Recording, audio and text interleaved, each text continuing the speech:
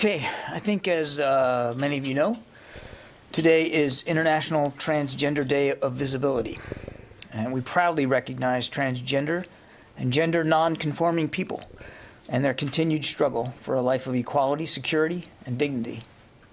There is no place for violence and discrimination on the basis of sexual orientation, gender identity, or expression, or sex characteristics. The Department, along with our partners in the United States, will lead by example in the cause of advancing the human rights of LGBTQI people around the world.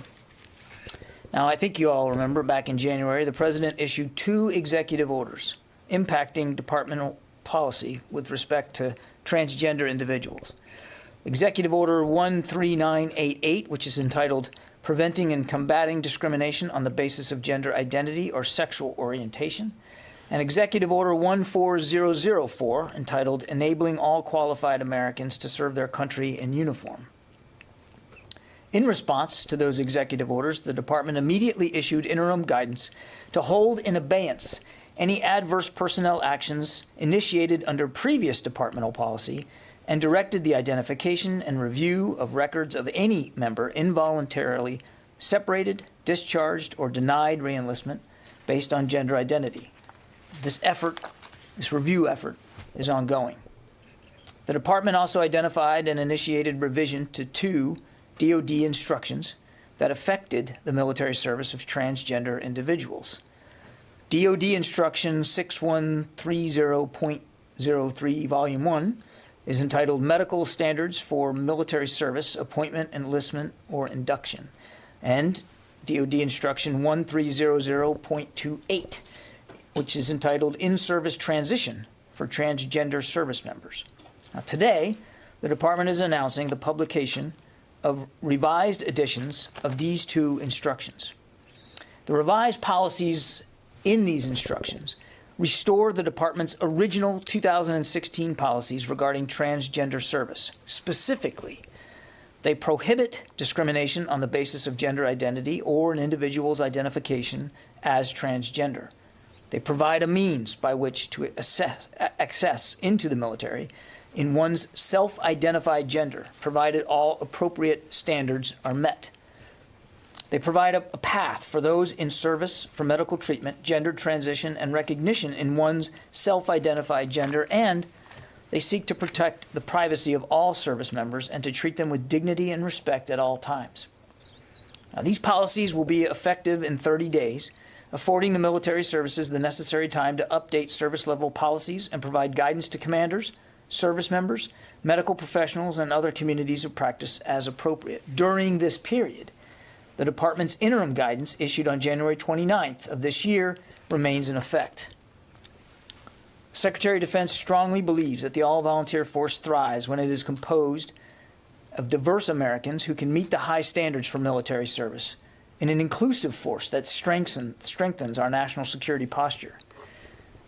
As emphasized from his original statement on this matter, and I quote him here, "The United States Armed Forces are in the business of defending our fellow citizens from our enemies, foreign and domestic. I believe we accomplish that mission more effectively when we represent all our fellow citizens." He goes on, "I also believe we should avail ourselves of the best possible talent in our population regardless of gender identity. We would be rendering ourselves less fit to the task if we excluded from our ranks people who meet our standards and who have the skills and devotion to service in uniform. This is the right thing to do. It is also the smart thing to do." Now, today I'm going to ask an expert to come up and handle your questions about this specific issue. And then when that's done, I'll come back up and we'll do other news of the day. So now I would like to introduce the Director of Accession Policy, Ms. Stephanie Miller, up to the podium. She'll be available to answer any questions. And then, as I said, we'll move on. I will moderate the questions for her, if that's okay with you. Stephanie. Our first question will come from Lita Baldor, Associated Press. Hi, John. Thanks. Stephanie, just a couple of questions on numbers. The last numbers I think that the Pentagon released were that there were as many as 14,700 active duty and reserves who identified as transgender. Do you have any updated numbers on the number of troops that identify as transgender, the number of troops who are identified with gender dysphoria, and then are there any numbers at all on those who were either not allowed to re-enlist or faced some sort of administrative action over the last 2 years or so, that you can at least even give us some broad guidelines or broad estimates on some of those? Thank you. No, thank you. I appreciate the question, and I'll see what I can do to answer all of them. So as you may be familiar, the department policy actually prohibits the discrimination on the basis of transgender status or gender identity. And in that way, we try to protect the privacy of individuals.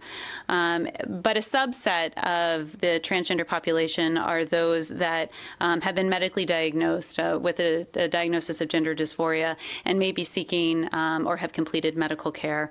And so we are able to provide some data as it relates to those who have had that diagnosis and are seeking that medical care.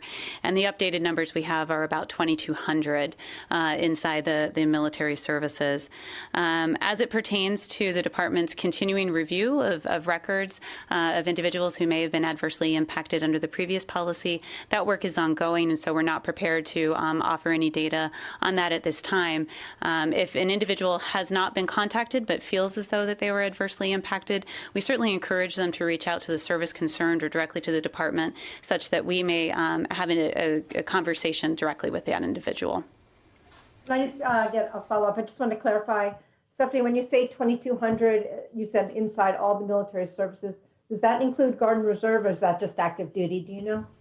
I will verify that for you. I believe it is comprehensive to all, but we will double check. Okay, Tom. Yeah, any sense of the medical costs that will be involved here going into the future, ballpark? So, the medical data that we have really indicates that, it's very small, a handful of $1 million per year, which is really, covered within the defense health budget of several billion. So we're not anticipating with these changes in policies that there's going to be a significant impact in terms of medical costs. Okay, back to the phones. Laura Seligman, did you have one? Hey, I don't have one for this section. I'll have one later, though. Thanks. Okay. Abraham, you had one? Yes, please. Can you talk about the studies that were done and unit cohesion? Has that ever come up? If so, can you give examples, either anecdotally, in where it's been a problem or not been a problem? So today in this announcement, we're really focused on the release of the 2 new instructions, and we're excited to implement that policy moving forward. There is ongoing litigation as it pertains to past policy, and so we're not prepared at this time to discuss either previous studies or the previous policy. So any comment at all on the impact on unit cohesion? Not at this time. Okay. Well, we'll try it again here. Caitlin Kinney, Stars and Stripes. Hi, thank you. My question is, what are the requirements in these policies for a service member to ask for and receive gender-affirming surgery? And does the Pentagon have an estimate of how many people would likely require surgery versus being treated with hormones or another treatment? Thanks. So really, we will provide medically necessary care to each individual member as really prescribed in their medical treatment plan. So that's individual for each case and is certainly determined with their medical provider. And so it really runs the gamut in terms of individuals who may only seek cross-sex hormone therapy versus those who may pursue a surgical intervention. And so we don't have data necessarily available to share today on the differences of how many people pursue the full spectrum of the plan. But I think it's important to emphasize that, all medically necessary care, to include gender transition surgery, will be available under these new policies. Nancy? I'm sorry, can I ask a clarifying question on the 2,200 number? Maybe I didn't understand it correctly. Does that number include number of service members who identify as transgender? Does that include numbers of people who are believe that are seeking surgery? I'm trying to understand what the breakdown of that number is specifically. Right. That number represents those service members who've been medically diagnosed with gender dysphoria or any other related diagnostic codes. So the 2,200 is the number that we're presently tracking in our military health system management and reporting tool, and we use that for direct and purchase care. So that's what that number represents. Before the policy change, there were some service members who identified as transgender who were allowed to sort of be grandfathered in after that change. Do you know what that number is? I don't have that number at this time, but certainly those in that previous grandfathered or exempt population will be fully covered under these existing policies. Let's go back to the phones here. Dan Segallen, do you have one? I have a question on the next section for you. Not on All this right. topic. Okay. Thank you. All right. Jeff Schogel? Thank you. I apologize that I haven't seen the instructions. Are there any scenarios in which otherwise qualified transgender individuals cannot enlist or be commissioned in the military? So the policies that we're publishing today, one is specific to medical accession standards, and so transgender applicants will certainly need to meet all other medical standards to include those standards that may be associated specifically with cross-sex hormone therapy, a previous diagnosis of gender dysphoria, or any form of surgical intervention. So there's specific the standards associated with those medical conditions or medical surgical interventions, but certainly individuals would have to meet all other qualifying standards in that instruction. And if I could follow up, if the department determines that transgender individuals were unfairly separated under the old policy, is it possible they could receive back pay? Each situation would have to be looked at individually, which is why we emphasize that if an individual feels as though they were adversely impacted under the previous policies, we encourage them to contact the department so that we can look at their case individually and to provide any manner of redress that would be appropriate. Therese, did you have a question for Ms. Miller?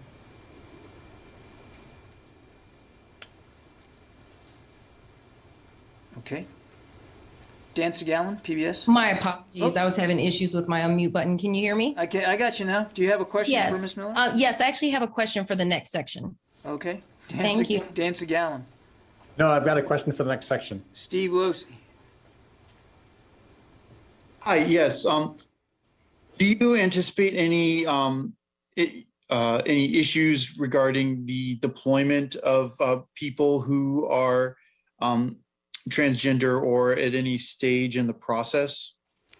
The policies certainly provide a wide range of options available both to the member and to the unit and the medical provider for managing situations where the individual may need some determination of individual circumstances. So, certainly there can be a discussion under the policy and under a transgender care plan of an adjustment of the date of which a certain part of the transition process is to occur, such that the individual can potentially complete any sort of operational movement with the unit.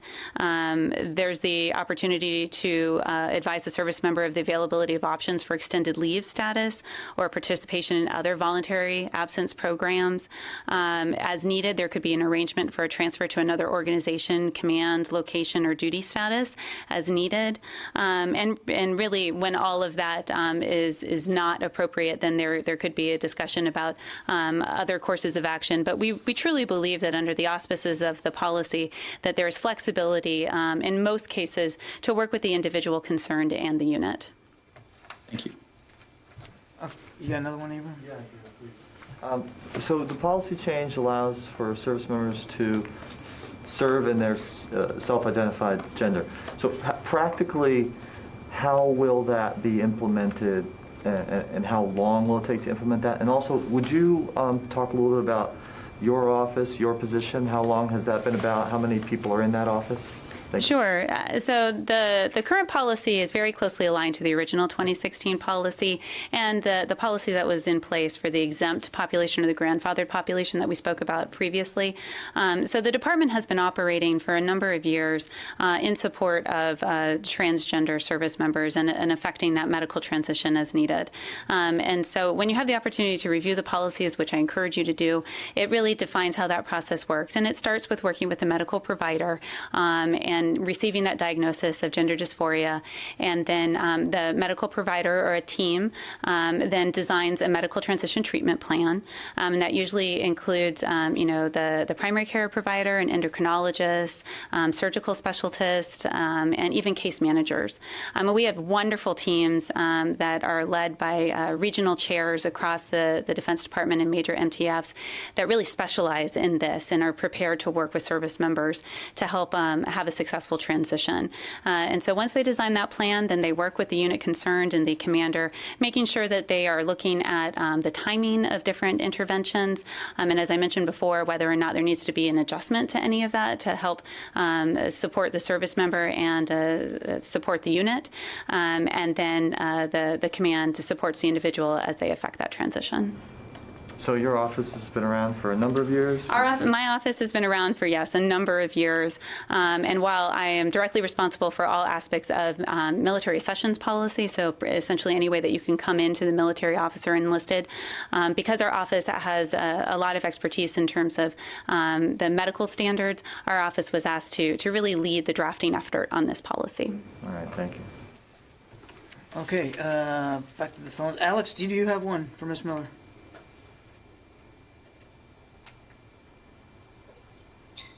Hey, John, it's Louis Martinez. Can you hear me? Yeah, I got you, Louis. Do you have a question? Yes, I do. I'm sorry I joined late and I'm not on your list, but just a question. We had seen think tanks provide numbers of 10,000 of 15,000 members of the military who self-identified as being transgender. Can you provide us what that number is and when those numbers came about? Thank you. The data the department is tracking from some previous studies is it really ranges anywhere, between 1,000 to 8,000, a pretty wide range.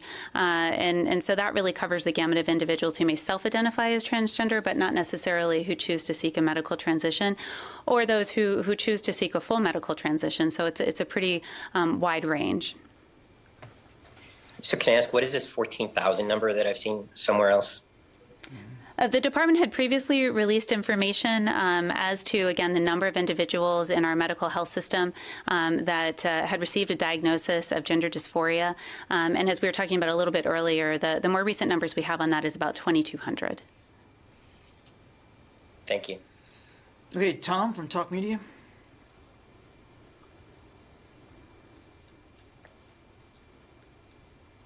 Sometimes it takes them a minute to unmute themselves. Okay, Paul, AFP. John, my question's for you. Okay. Thank you. Yeah, Paul from AFP. That was Paul. How do you? Hey, my question's also for the later session. Sorry.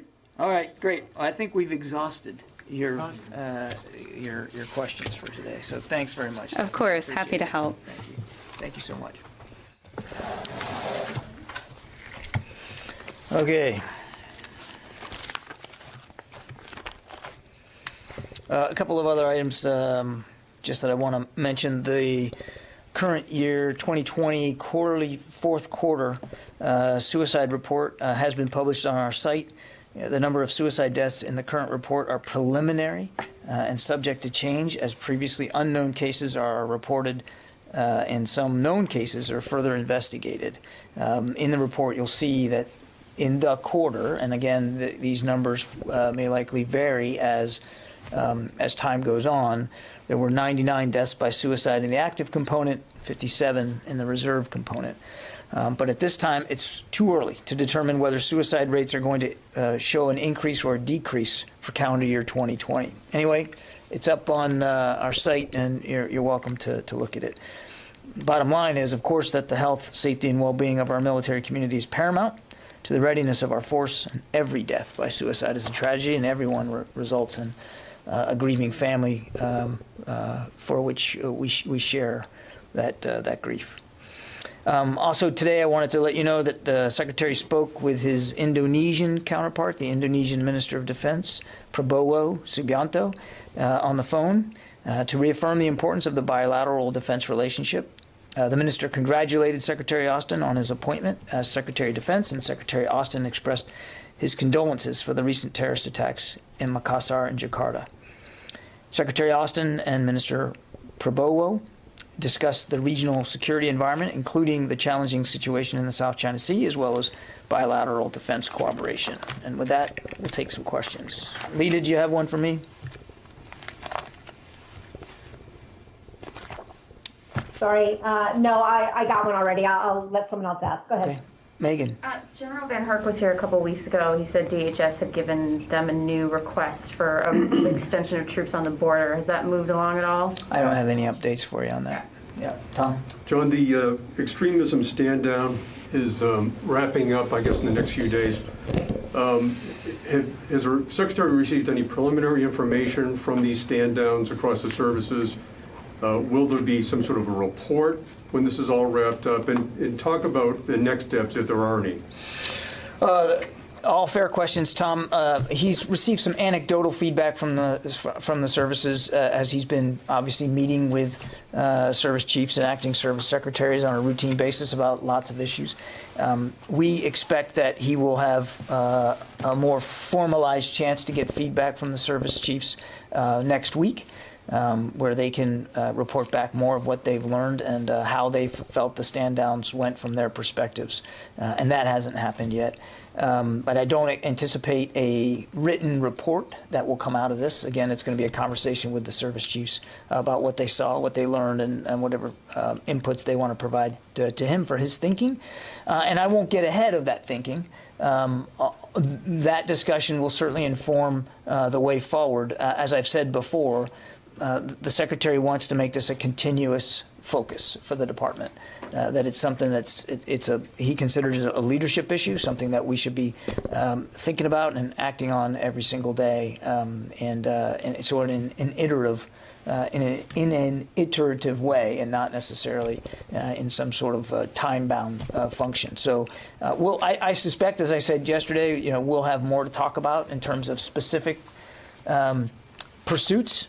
But it probably will be about a week or so before we're in a position to do that. And we've talked before about how you cannot be an active member of an extremist group, but you can still be a member. Is that still the case, and is that something he's going to look at, maybe changing? Well, the policy as it exists now, the one that he has inherited, says that you can be a member, but it's active participation, not active membership, but active participation in extremist activities or in activities driven by a group that is prohibited by the UCMJ, and that's everything from espousing this ideology in a public forum to fundraising to and certainly to any criminal behavior. As for whether he's going to revisit the policy of membership alone, as I think I've said on many occasions, he wants to keep an open mind about everything going forward. He wants to hear from the service chiefs, and I think he'll keep an open mind going forward about what options he might pursue. And again, I don't want to get ahead of decisions that he hasn't decided to make yet. Okay. Tom. Thank you. Thanks, John, for doing this. You guys have talked about the critical aspects of supply chain and how that relates to national security and threats to the supply chain. As part of the review the Pentagon is doing, is the issue of military working dogs in the supply chain of them going to be considered? I ask this because the U.S. Navy Graduate School put out a report this week saying how 90% of our military working dogs come from overseas breeders. And it's a serious question. I know you're probably laughing. I can't see you, but I'm curious, will this be part of the supply chain survey? I'm not laughing at all, Tom. I mean, we all recognize the critical national security role, safety and security role that working dogs play. I think there's very few agencies in the government who understand that better than the Department of Defense. I don't have a specific announcement to make today about the degree to which the Secretary is going to consider this. We certainly have seen that reporting, and I suspect that we'll want to get more information before making any kind of policy decision about this. But make no mistake, I mean, we absolutely fully understand the capabilities. Never mind, how much people obviously feel affection for dogs, but the actual security capabilities that these animals bring to the mission, and we certainly will continue to take it seriously going forward. Thank you. Yep. Paul Hanley, AFP. Hi, John. Can you tell us what was the reason for General Milley's call to Russia and to Ukraine today? And can you give some details on why the U.S. troops in Europe have gone on a heightened, not alert, but warning status? Well, so I would refer you to the chairman's office to speak to his conversations today. But I would say that we're concerned about recent escalations of Russian aggression in eastern Ukraine, including violations of the July 2020 ceasefire that led to the deaths of 4 Ukrainian soldiers on the 26th of March and the wounding of 2 others. Russia's destabilizing actions undermine the de-escalation intentions that had been achieved through an OSCE brokered agreement back in July of last year. Additionally, we are aware of Ukrainian military reports concerning Russian troop movements on Ukraine's borders. We're discussing our concerns about this increase in tensions, in ceasefire violations, and regional tensions with NATO allies. I suspect that the outreach by the chairman today, at least as read out by the chairman's staff with his Russian and Ukrainian counterparts, certainly covered this issue and those concerns. But I'd again refer you to his office for more specifics. I'd also note that the National Security Advisor Jake Sullivan spoke Monday with his Ukrainian counterpart, the head of presidential office, Andrei Yermak. Mr. Sullivan affirmed the United States' unwavering support for Ukraine's sovereignty, territorial integrity, and Euro-Atlantic aspirations in the face of continued Russian aggression. Can I follow that up just quickly? There's videos online which are not verified, but they seem to show a large amount of Russian hardware moving into Crimea. Can you confirm anything about that? I cannot, no. John, is the Secretary worried that Russia could be preparing to further its incursion into Ukraine? We obviously don't want to see any more violations of Ukrainian territory. I'm not going to speak to intelligence matters. And just, this is not the only military maneuvers this week. You had 3 Russian ballistic missile submarines going up through the ice in the North Pole. You had Russian bombers flying around Europe. NATO had to scramble dozens of fighter jets. How concerned is the Secretary in this building that this is a menacing presence? I think we've been very clear about the threats that we see from Russia across domains. You mentioned some maritime issues. You mentioned some air domains. There's certainly cyber threats, and we're taking them very, very seriously. Pierre. Thank you. The USS carrier Eisenhower joined the fight, and jets really made some raids on ISIS. Why was it so necessary for the carrier to come so close and to join the fight? Is it because the locals are not being able to carry the fight, or there is an uptick that they needed help? What do you have on this? Well, I'm not going to talk about specific operations, Pierre, in terms of what missions they're flying and what prompted them. One of the great things about naval forces is that they're flexible, they're agile, they're mobile, and you don't have to ask permission to use them in any locality. And you're seeing that bear out right now with Eisenhower being able to support missions in both the European Command area of responsibility as well as the Central Command area of responsibility. And that's one of the great values of maritime power, specifically aircraft carriers. Did we need to tell the Russians and the Syrian regime that we are flying over their airspace? I'm not going to speak to operational flight paths here from the podium. We will continue to fly and sail and operate where international law permits us to do so. Therese.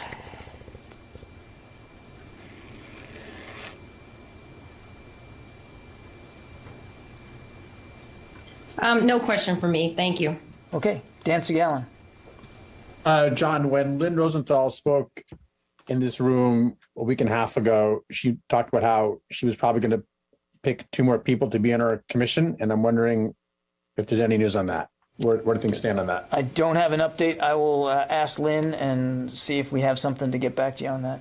But I'll take that question. In the room, anything? Abraham?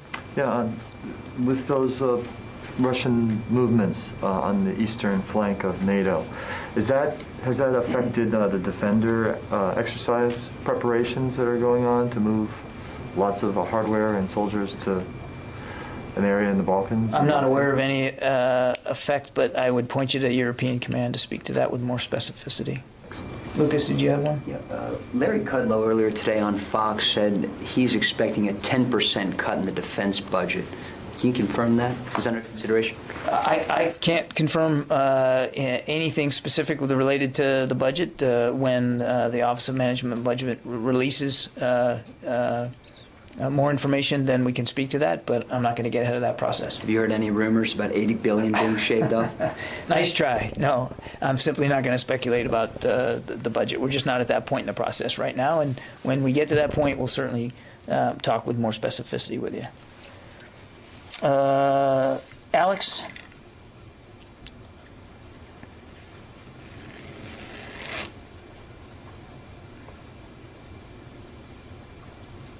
Okay.